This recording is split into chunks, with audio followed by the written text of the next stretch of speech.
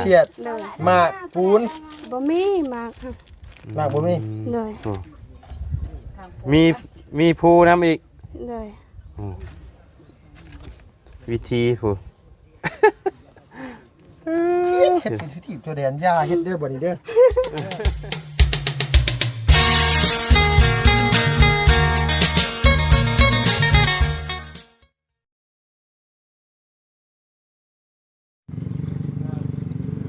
เนาะพี่น้องเลยเปิดคลิปเปิดภาพมาเมื่อนี้ก็อยู่ทางบ้านเฮือนของน้องพรขี้ไห้คือเก่าเนาะพี่น้องเลยโอ้ยว่าแรกก็ยังคือจากหัวอยู่เนาะอะไรกะทั้งอีโตนทั้งจากหัวน้ำพี่น้องเลยไปเมื่อวานนี่กันเนาะน้องเพิ่นให้ย่านเลยดีเลยพี่น้องเลยกับอีโตนเพิ่นอยู่พี่น้องแต่ว่าก็ยังให้เพิ่นเศร้าเนาะจักสิว่าจังไรละทางมาไล่กะไล่ไปแล้วได้เสียเงินนะก็อยากให้เฮ็ดให้มันอยากให้เพิ่นเฮ็ดให้เพิ่นซักให้เลยเนาะพี่น้องเอ้ยเจ็บก็เจ็บแล้วว่ะเจ็บคาเดียวนึงเนาะกะมื้อนี้กะหลังจากที่เขามาส่งมาอย่างน้องเพิ่นเมื่อวานทางบ่ไล่ก็ได้กลับออกไปหาทางน้องไอ้นั่นแล้วก็บ่ได้กลับเข้ามาหาน้องเพิ่นเลยพี่น้องพอดีมันค่ำมันมืดเนาะก็เลยออกไปหาห้องพักห้องเช่าเลยพี่น้องเพราะว่าทางบ่ไล่บ่ได้เมื่อนอนอยู่เฮือนพี่น้องเช่าห้องนอนอยู่พะลานเนาะเพราะว่ามื้อนี้หลังจากที่ออกจากนี่ทางบ่ไล่ก็สิได้ผู้ละพี่น้องเลยมุ่งหน้าขึ้นเหนือผู้ละพี่น้องเลย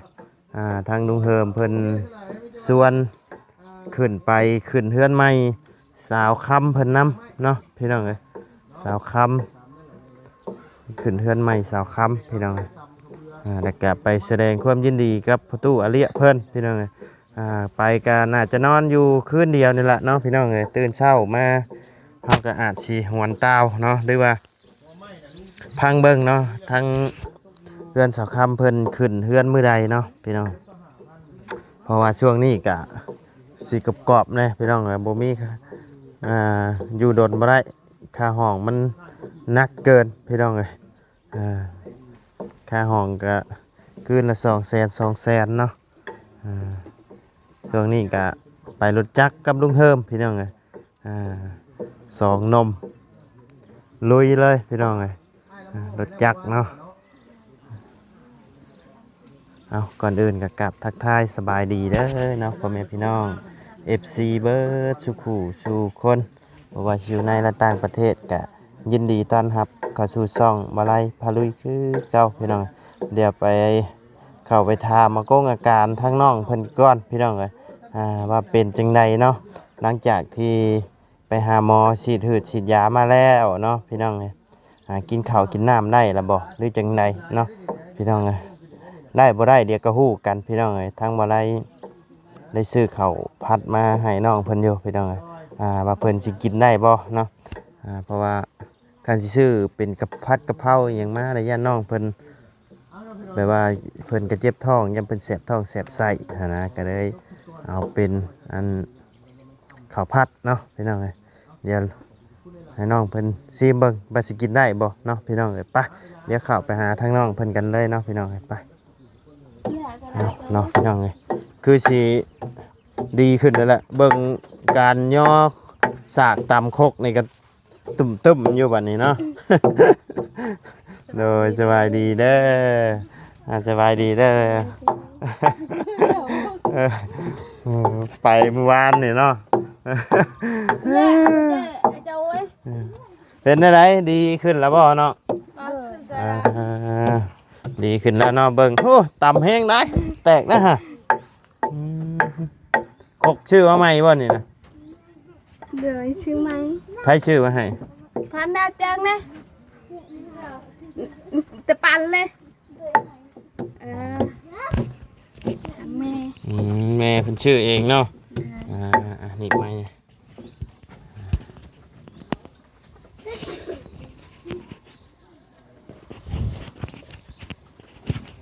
ได้บ่ได้แล้ว หลังจากที่ไปฉีดยามาแล้วเป็นอะไรอาการเมื่อยก็ดีขึ้นแน่แล้วเนาะ โดย เมื่อวานนี่โอ้ยพี่น้องนะจักอะไรสงสารจักอะไรอยากหัวเนี่ยทั้งบาไลกะ ขนาดอยู่นี่มีเน็ตมีอย่างทั้งน้องเพิ่นมีโทรศัพท์นี่เข้าไปอ่านเบิ่งคอมเมนต์เด้อ โอ้ยเพิ่นFC เพิ่นก็หัวนะ FC กะบอกให้บ่ไล่ไปหาซื้อขนมมายั่วเอาอยู่อะ ก็ไปแล้วพี่น้องก็พาเพิ่นไปซื้อน้ำซื้อไนกินเมื่อวานนี่เนาะถามทั้งน้องเพิ่นว่ากินข้าวบ่เพิ่นก็บ่อยากเนาะกินข้าวกินหยังได้นะบ่มื้อนี้ โดย กินแซ่บเลยเนาะ โดย น่าสิกินแซ่บแล้วล่ะพี่น้อง เจ้า เลย ช่ บั วย ด บำเพ็ญเลย อืม มันตื้อนี่ได้มันตื้อนี่ ยังบ่ได้บ่ซำนี้ ได้แล้ว อืมเอ้า เจ้าช่วยเด้อ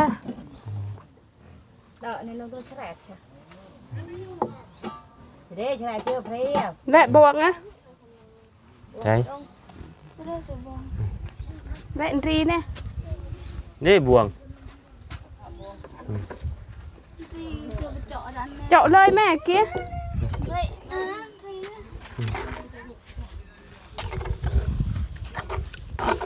ฮึบ เจาะตีไว้กันโดนไว้มินปะ Chọ bằng chọ nơi nơi đó. Xài từ này xài từ đây. หมูน้อยตัวนี้กับ Ui đã cắt. Lô lô. Chừ chừ chừ. เมื่อวานนี่หะส่งคอยมุ่นเบัดหมูหน่อย Chiếc khó đấy sao? เอานะเรื่องมาหลาย อยากคือปนปลาแท้นี่เนาะ อะไร ฮะ เอานะตอนนี้เรื่องมาหลายเนี่ยมาตัวนึงจะพอกินได้เนี่ย เนาะโอ้ ได้เอาเกิดไปเจาะ Dạ đã lục trà rồi cho Vinh rồi. แกงหน่อไม้ต้อนรับพี่น้องบ่ ตอนหาเบิดทางอายทางใด ต้อนรับเบิดเนาะ เลย โอ้ทั้งพี่น้องเพิ่นมาเยี่ยมมายามบ่ เลย ผูกพี่น้องเลยแต่ว่าทั้งเพิ่นบ่กล้าเข้าผูกเอารถไถมาเลยเนาะเป็นพี่น้องทั้งพ่อหรือทั้งแม่แม่เนาะหน่อย เจาะ เพิ่นมาแต่เช้าคุณบ่ เป็นหากำมา โอ้หาสิมาเนาะ เลย มาเยี่ยมมายามพี่น้องเลย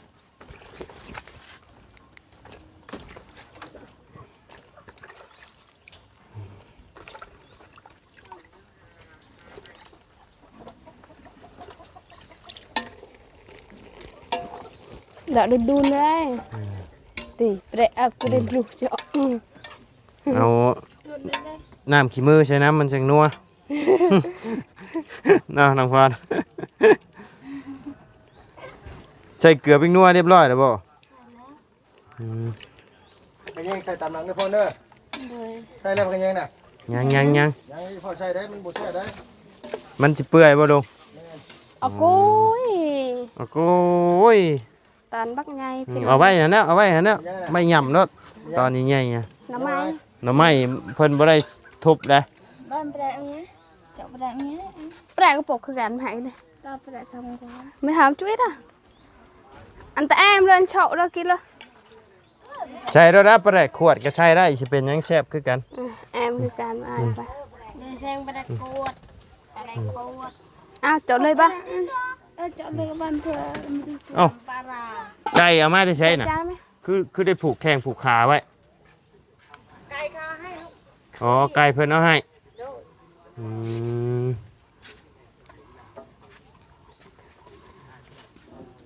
Hay sao đi. เออ Chọ lấy con. เอาใช้ลองมึงดู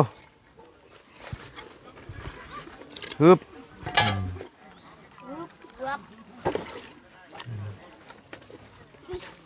ไปได้เจอกับบางแฉนไปเลยกูใจยอน Ôi. เฮ็ดยังไง Dạ kiếm. ฮะเคี่ยวหมากบ่ เลย อ๋อเคี่ยว ไปเกี่ยวมากนะ เนี่ยนี่ Bà đại. อดบ่ได้อย่าเคี่ยวหมากบ่เดี๋ยวนี้ โอ้ยผัวยังบ่ได้ไป โอ้ยตายแล้วบาดนี่ เข้าเช้าข้างบ้านในบ้าน สาวเขี้ยวหมะพี่น้องเอ้ยบาดนี้เบิ่งเด้อวิธี ดีบ่พรน่ะ เอ้า เลย ทางเจ้าก็เขี้ยวบ่อันนี้เอาชื่อย่างอย่างนี้เนาะนับแต่กี่โกกี่เกียมกินเบัดเขี้ยวหมากก็เขี้ยวโอ้ ของกึ คักดีนี่พี่น้องเอ้ย ว่าตายเย็นเฮ็ดเป็นที่ตัวเด่นหาอยู่แค่2ปีเขี้ยวมากเขา3-40กูยังเขี้ยวนะกูต้องเขี้ยวนะเฮ้ย เขี้ยวเลยเฮ็ดในได้ซะ แบบ เขี้ยวมาแต่จักปี ติดได้บ่ เลย เจ้าเขี้ยวมาแต่จักปีแล้ว เที่ยวน้ำแม่ แต่ยังน้อยก็ แต่ยังน้อย เลย โอ้คือได้พี่น้องเอ้ยบัดนี้อันยัดไอ้เปลือกมงเปลือกไม้เขาก็เริ่มคือผู้เฒ่าได้บาดนี่โอ้ยเนาะพี่น้องเอ้ย ตาย หาจะเคยเห็นได้นี่พี่น้องเอ้ยข้างแรกมันใส่อย่างนี้นะเดี๋ยวขออนุญาตถามเนี่ยมันใส่อย่างนี้น่ะ ลองดู อันนี้นี่คือเปลือกไงเอา โดยสบายดีเด้อเนาะ อันนี้เปลือกแกนคูน เลย แล้วมีอย่างอีก มี เพิ่นก็เอาข่าวแต่ข้างเดียวได้ดูเงยป้อนข่าวแต่ข้างเดียวอีกแล้วบิดปากนี่ก็ป้อนเขาบิดปากนี่ก็ป้อนเขา จากขี้เชียด เสียด เลย หมากปูน บ่มีมาก หมากบ่มี เลย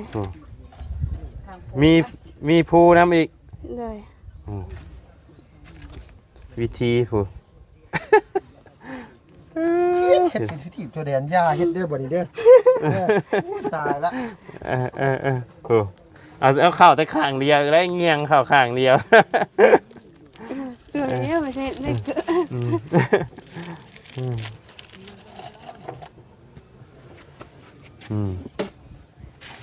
เคี่ยวแล้วก็ท่มทิ่มเคี่ยวแล้วก็ท่มทิ่มคือบ่จังบ่กลืนเนาะ เป็นมาได้ กลืนมาได้ ยังเอายาใช่อีกบ่น่ะ ใส่ยาอีก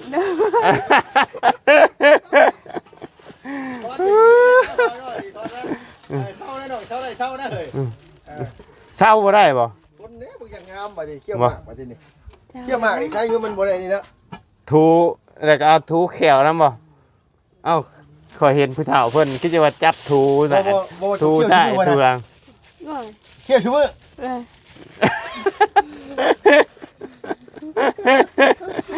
โอ้ยหาจิเคยเห็น โอ้จัก พี่น้ ใจ อง ได้เขี้ยวชั่วมือบ่ล่ะ เลย ห่าง อื ๆ ม หลายอย่าง ไม่ใช่ ใช่แม่นช่วงนี้เฮามาแต่เพิ่นบ่กล้าเคี่ยวจักว่าเพิ่นเมื่อยนำบ่ได้เคี่ยวมากนี่ไปจักเนาะ ว่าหายลีพอดเป็นลีบ่น่ะ เป็นบ่แบบว่าคันบ่ได้เคี่ยวนี่คิดเมื่อยในหัวอกหัวใจคิดอยู่บ่ ได้ปานนั้น บ่ได้ปานนั่นเนาะ เลย โอ้ยข่อย เฮ้ยบ่ไรมาพี่ โดย เก่งมันไม่ทันไปเว้าเรื่องเขี้ยวหมากเนี่ยเว้ย เนาะ เป็นผู้สาวมาเขี้ยวหมากมาทีนี้ อะไรบ้า ได้ลูกได้ผัวก็เห็นว่าก็ได้เนาะ บ่เกี่ยวแล้วเนาะ เกี่ยวได้บ่ไรเลยเกี่ยวได้ เริ่มป้อนหมากข้าวแล้วก็เริ่มปากบิดปากเบี้ยวคือผู้เฒ่าแล้วบัดนี้พี่น้องวิธีการเคี่ยวนี่เนาะโอ้ยเนาะผู้เพิ่นมักพี่น้องก็คืออยู่ทางลาวใต้เด้อเนาะผู้แซ่บผู้ชาวก็ถือกระบอกใหญ่ๆนั่นน่ะ ยาสูบใหญ่นะ แม่นกอกยาสูบใหญ่นะพี่น้องเอ้ยแล้วก็เงียงข้างแค่แล้วก็หินขึ้นแล้วก็ปูดขึ้น สูบยากอกใหญ่ๆนะจะเคยสูบอยู่บ่กอกยาใหญ่ๆนะ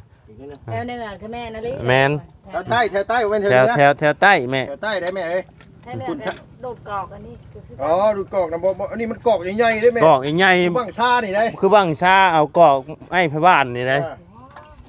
เอาคนอันว่าแขวงอันว่าอันเชียงกอง ทางปักเซ่ผู้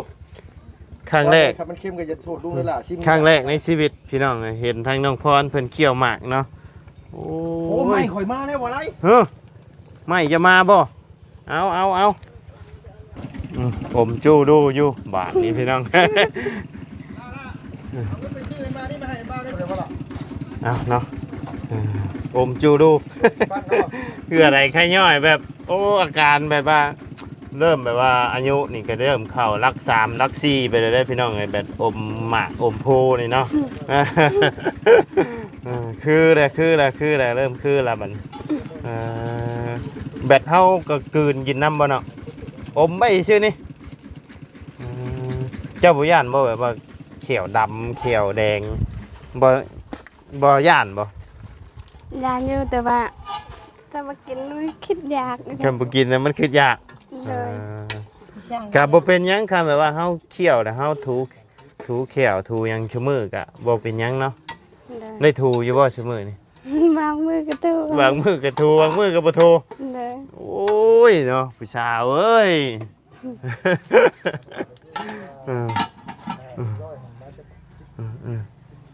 ตกลงสิกินหมากหรือว่าข่อยมีข้าวผัดมาให้สิกินหมากหรือสิกินข้าวผัด กินข้าวผัด คายเลยพี่น้องเอ้ยโอ้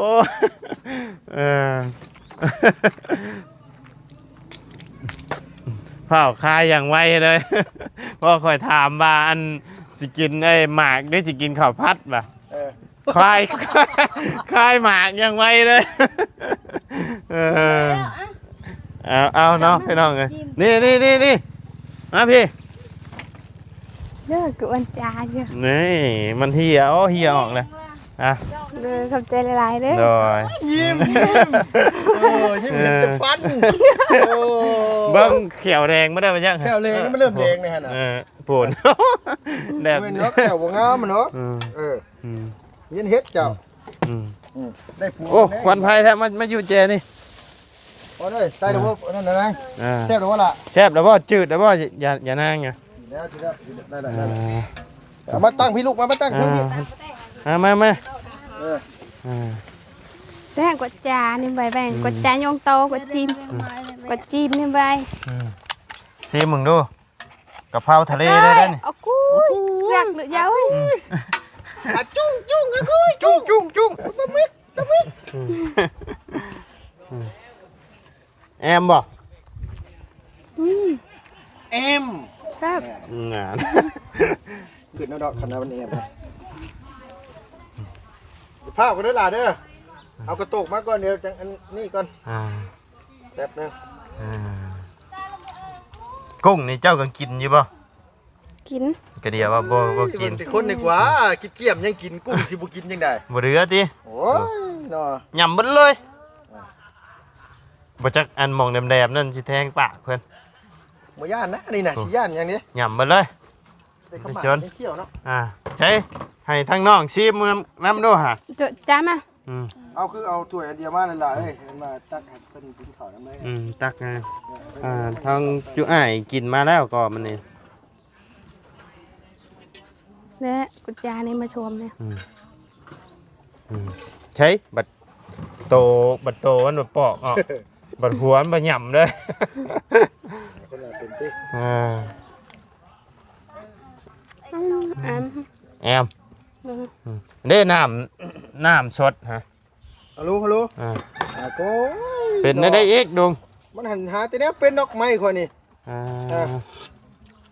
อันนี้ไรเดี๋ยวแม่นบ่ ได้เริ่มสิได้ละ บัดขึ้นจากมากับมาติแกงหน่อไม้เบิ่งจากสีสันน้ำก็คือสีแซ่บอยู่ดอกพี่น้องเข้มหน่อยนึงดุงเลยเข้มหน่อยนึงน้องเพิ่นน่ะ อันนี้เค็มน่ะ อันนั้นแกงหน่อไม้ โอ้มันอันนี้น้อยนึงเค็มน้อยนึงมันบ่ น้อย ตั้งไปให้ลูกละ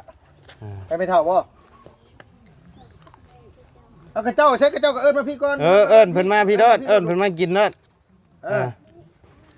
เดี๋ยว เอิ้นเพิ่นมา เอิ้นนี่ลุงไปเอิ้นนี่ เอิ้นเพิ่นมากินเด้อบ่เป็นหยังดอก บ่ยากดอกเดี๋ยวให้เพิ่นมาคนไม้ซอยนี่ น้อย เพิ่นเป็นยังเพิ่นสิบ่กล้าเข้ามาเขาคนคือกัน เนาะ ร้านไปเอิญเองก็ได้ อ๋อเดี๋ยวบ่เป็นหยังเดี๋ยวบ่เป็นหยังเดี๋ยวอย่าเผากินนี่เจ้ามากินข้าวผัดนี่มา นี่ก่อนเห็นบ่ได้จบ นี่ยัง ผัก เจ้าบ่กินบ่ผัก จุกผักอีกอย่าง ผักยังมันเป็นหัวหอมหัวหอมใหญ่เด้กินเด้อสิเป็นหยังคันอยู่ในนี่นะกินบ่มีตาย คันอยู่ในนี่นะกินเด้อ ใช้ทั้งน้องอันนั้นเด้ทั้งน้องพรเด้บ่กินบ่มาชิมมึงดู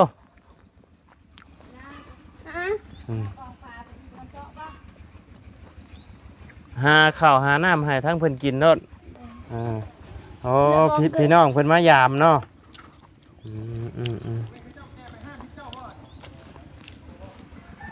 น่าได้เอาไปชมมันเอง ฮะไม่แต่แกะไว้ให้เพิ่นกินรถแม่เป็นอะไร ยิบโป้ตลอดเนาะคือบ่ออกมาชดน้ำนี่ลองคอมันมีน้ำชุบน้ำเด้หรือว่าเจาะก้นดูดเลยก็ได้นี่ ถ่ายน้องกินพร้อมกันก่อน ฮะ ถ่ายน้องกินพร้อมกันก่อน ถ่ากินพร้อมกัน เลยแต่ว่ากินกุ้งหมดแล้ว นั่นเด้ยังตัวหนึ่งจะเอาไว้ให้ไผ ถ่ายกินพร้อมกันกับน้อง ถ่ากินพร้อมกันกับน้อง เลย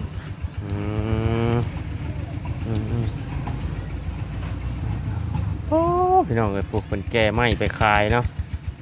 เพิ่นเอาลงมาแต่ภูเพิ่นบ่ เลย อ๋อเนาะทางนี้เพิ่นเฮ็ดผ้าไม้ขายทางนี้เนาะพี่น้องจัดกระโตกห้องเพิ่นมากินบัดนี้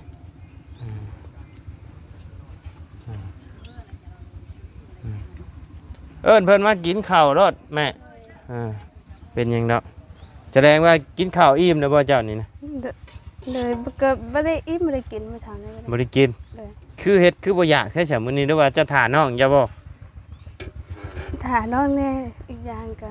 มันไม่ค่อยแซ่บปานใด กินบ่ค่อยแซ่บยังเมื่อยอยู่เนาะ เลย แต่ว่าก็ไข้กว่าเก่าเนาะได้กินอยู่บ่ยาที่หมอเพิ่นแต่งมาให้นะ ได้กินลูกประมาณ2-3 เม็ด เอ้าคือบ่กินตามเวลาที่เพิ่นบอก กินตามอยู่แต่ว่ามันจะขาวท้องน้องประมาณ2 เม็ด ที่เหลือออกเบิด เลย ต้องกินไม่ได้ต้องกินออกให้เบิดก็มุดไปแน่อะไรจ้าไปแน่ ให้เพิ่นกินอยู่พี่แล้วบ่เป็นหยังดอกเดี๋ยวจุอ้ายก็ออกไปแล้วให้เพิ่นกินอยู่พี่แล้วแม่ให้เพิ่นมากินอยู่พี่แล้วบ่เป็นหยังดอกบ่เป็นหยังให้เพิ่นกินอยู่พี่แล้วมีแต่พยายามกินให้ตรงเวลาเด้อน้องเด้อกินให้ได้เด้อยาเด้อเพราะว่ามันมียาวิตามินนี่อย่างยาไอ้บำรุงเลือดบำรุงหยังอยู่เพิ่นเอามาให้เด้อเพิ่นไอ้จัดมาให้เดี๋ยวมื้อหน้าเดี๋ยวก็สิซื้อยาวิตามินเซบ่วิตามินเซอหยังไงที่เป็นนั่นน่ะมาให้กินจังมีเหือมีแห้ง ก็แซ่บอยู่แต่ว่าน้องกินคือมันจะเป็นอิ่มๆเลยน้องบอก อิ่ม เลยก็อยาก แต่ว่าเบิ่งอาการน่ะยังบ่เช้าปานใดนี่นะยังเมื่อยอยู่ เลย ปกตินี่โอ้เพิ่นกินนี่พี่น้องเอ้ย กิน บ่เดือหรอกนี่ เลยเบิด คำบักใหญ่เลยนี่ เลย หรือว่าบ่มักข้าวผัดบ่ มัก เนาะ เลย เออ แต่ว่า แต่ว่าเบิ่งอาการน้องเพิ่นก็ยังบ่ดีขึ้นปานใดพี่น้องหรือว่ายังคิดฮอดคำหมากอยู่บ่ ไม่ได้คิดฮอด ยังคิดฮอดคำหมากอยู่นะนี่เอาจะโอเคเนาะมีแต่ว่าให้ทางน้องพรเพิ่นไปเอิ้นทางเพิ่นมากินข้าวกินน้ำเด้อน้องเด้อ เลย โดยทางอ้ายก็สิได้ขอจบคลิปลงไปเพียงสำนี้ก่อนเด้อเนาะพี่น้องเอ้ยโดยขอบบุญขอบคุณพ่อแม่พี่น้องและ FC เบิดทุกคนเนาะที่เข้ามาติดตามและรับชมทางช่องบ่ไล่เนาะสำหรับคลิปนี้น้องพรบ่ไล่ล่ำลาเด้อพี่น้องเด้อสำบายดี